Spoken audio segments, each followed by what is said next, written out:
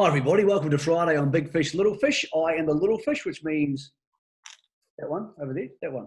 He's the big fish. Hello, big fish. Yeah, good morning, Michael. Gee, what a day. Looking forward to tonight. It was good last week with South for sure, but now we've got not the open class paces, but the open class trotters back and back with real quality. I mean, I want to highlight a couple to you, Michael, but Sunday Sun, Majestic Man, One Apollo, Heavyweight Hero, Matua Tana, Winterfell. Club couldn't have got a better field. Oh, it's a great race. That's the Audial Trotting Cup. Of course, it leads into the Majestic Sun Dominion. The winner of this is exempt from the ballot from the Majestic Sun Dominion, new sponsor there for the biggest trotting race in the country. But before we talk trotters, we're going to talk places. Self-assured Craig keeps missing away and just keeps winning. I think he's just too good for most of the horses in the Avon City Ford New Brighton Cup tonight. But, it's the only but, barrier 2 means he's going to have to come down and stand there and then pace away cleanly. 2 weeks ago, it was $1.80, and you and I were like, wow, how can they give us $1.80? Now it's $1.45, and it's almost, Craig, in my mind, gone the other way. The problem is, if you don't want to take $1.45, who else can you back? Well, you can't back anything else to beat him, Michael. So you may be looking for something to multi up for a place. But, man, that was one of the best performances I've ever seen. And what a ballsy drive by Mark Purdon to go 5 the fence on a $1.60 favourite and then loses whip at the 200-metre mark and still run over the top of them. That was probably one of my highlights through a really, really bleak winter, Mike. That was a fantastic performance. So, to answer your question, I couldn't tip against him, but you're getting now $1.45, and he'll start around that, Michael. So if you're going to sit back, wait till the start of the race and back him late. Probably thought Princess Tiffany was the best place bet again, Craig. I don't have any particular warmth about backing anything in the race. By the way, AG's White Sox punt is scratched. He was medicated after an atrial fibrillation last time out 2 weeks ago. Spoke to Greg Hope, horse tickety-boo, but because he was medicated, it was a 14-day withholding period. That means you can't put a substance into a horse and race it in the next 14 days. For that reason, he heads to Oamaru on Sunday week, Craig, for the Hannon, which is also shaping as a pretty sexy race because Spankham is back. So something to look forward to for Oamaru. But just on him, he was fantastic during the week, Michael. Thank him. Did our trials review that I do every week for my podcast, and they ran a 56.5 off the front. I got him 55.4, hard held, running to the line.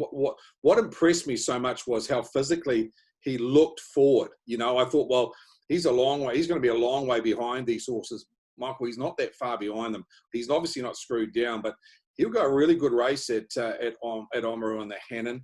On Princess Tiffany, it's been 40 years, or 39 years since Amir last won the Avon City Ford New Brighton Cup, and that was Bonnie's chance. So she's got history. If she's got, it's going to be a long, long, long time before Amir's won. 39 years, Bonnie's chance, back in 1981.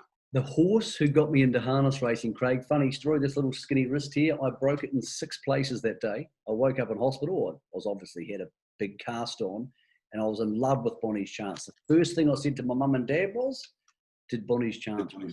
And that was pretty much the end of the road for me in career choices, Craig. I think they wanted me to be a lawyer, but I would have been a shit lawyer anyway. So I'm not I wouldn't want you defending me.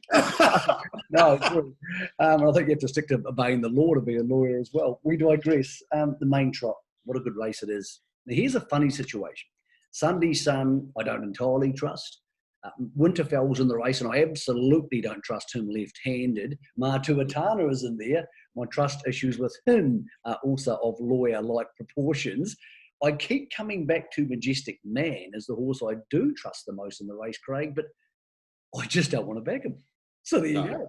Can you please unravel that puzzle for me? Well, I understand exactly what you're saying, because there's so many horses in here that have got some type of query over them. What I would say is, I will back Sunday Sun on what I saw during the week. Really? He was absolutely outstanding at the trials.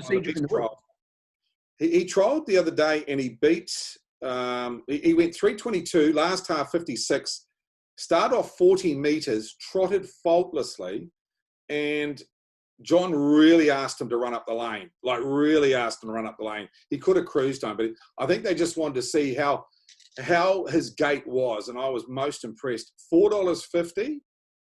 Gee, that's a nice price, Michael. If he's back, he's up to beating this field. I know what you're going to say. Barrier one's not the great place to be, but heavyweight heroes outside him, and he's a good beginner. I wouldn't be surprised if he just tags on early, and he's right in the mix here, and he's getting a nice price. That's really interesting. You said that.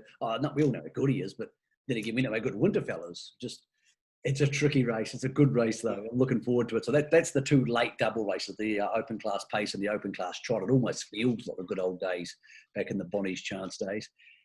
Craig, interesting races for 3-year-old trot. There's a huge sort of pump on Regal Attire, but he got beaten last time out.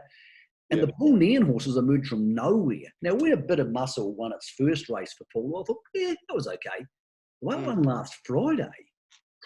It's a proper horse. He's a very, very good horse. What I liked was how he charged through the line and then past the winning post and just kept running. He could have run another 200 metres and got 40 lengths in front.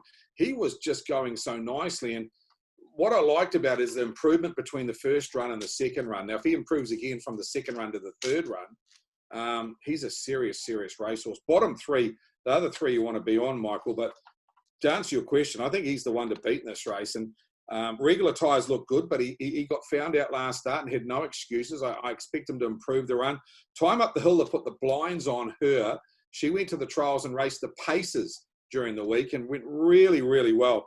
I thought she's probably in top 3 as well, but Bit of Muscle, on ability-wise, he picks himself for me. 10 races there. They start at 5:32. What else have you found away from those feature races, Craig, which are really, really deep? But what's the Friday night punt for people who want to load the account up and, of course, attack tomorrow for the big day on the thoroughbred action? I think if you want to start early, go for race 1. There was a lovely maiden in there that raced the other day, first up, called Firefox. Kevin Townley trained him. It was good. He got beaten by Shan Noble, but he actually threw the race away. He should have won it. He wanted to duck in, and he proved a really hard drive for Sam Motley because she wanted to get to him and get at him, but he kept ducking in on Shan Noble. He actually got past him. Then she had to straighten him and probably lost half a length, and the margin was a nose at the line. So I thought he trialled really well prior to that. I think he's a pretty good horse. He's drawn a little bit awkwardly, but there's been a scratching in the race already. So I thought he's the winner, and Arden's Ace is the main danger. He comes off the Unruly. He was in the same race, Michael, off the Unruly. He's now off the front now, taking him off the Unruly. He's a pretty nice maiden for Regan Todd. So good Quinella on the first 8-3. Everybody having a punt on Friday night. Enjoy it, self-assured. If he wins, will he be shorter for the New Zealand Cup? I suppose he can't get too much shorter. Craig, at this stage, is he your New Zealand Cup pick, or have you got a slight northern inkling towards copy that? Or am I ignoring Spankin? I think at this stage, he's got to be a New Zealand Cup pick because he's winning when he shouldn't be winning. And he's defying what most horses can't do, missing away and beating open class horses and giving them head starts. The horses like Lazarus are horses that can do that. Self-assured is not a Lazarus. He's nowhere near a Lazarus yet. But I tell you what, Michael, if he keeps going like he is, when he steps and he finds the front, he'll be near unbeatable. Well, that's what happened in the Auckland Cup. By the way, I spoke to Mark Purdon, his trainer, during the week. Definitely no ultimate sniper. There's been a few people say on social media, maybe he's going to turn up. No, he's not. He's not even been nominated for the New Zealand Cup. So zilch show there. And Mark also said, when I asked Mark, any chance you put self-assured on the Unruly for the New Zealand Cup? He said, not at the stage. We're trying to work on the manners. We don't see him being an unruly horse. So that's the information around the New Zealand Cup pressing forward. But the next stage on that road to the Cup comes up tonight at Addington.